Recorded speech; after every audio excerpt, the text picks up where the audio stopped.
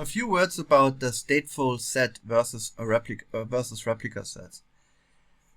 So we talked about this already. In a stateful set, you have a strict order of creating the pods of the stateful set. We have seen that in the last session that the pod with the number 2 has been created only after pod number 1 has been created successfully, and pod number 1 has been created only after pod number 0 has been created successfully.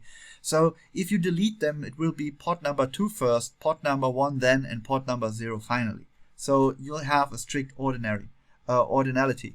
This sequence, you don't have them with replica sets, and you don't have the names with numbers, but with random strings.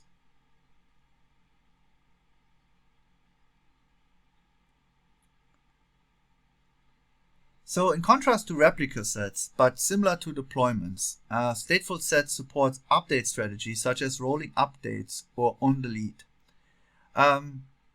In this regard, stateful sets aren't really like replica sets because they have stable network identities, but they also provide update strategies like deployments do, but they're not exactly like deployments because of their other features. So the stateful set is a bit of a combination between deployments, replica sets, but adds so much of its own flavor that you see some analogies, but you'll have to just recognize the fact that it's its own controller with its own semantics.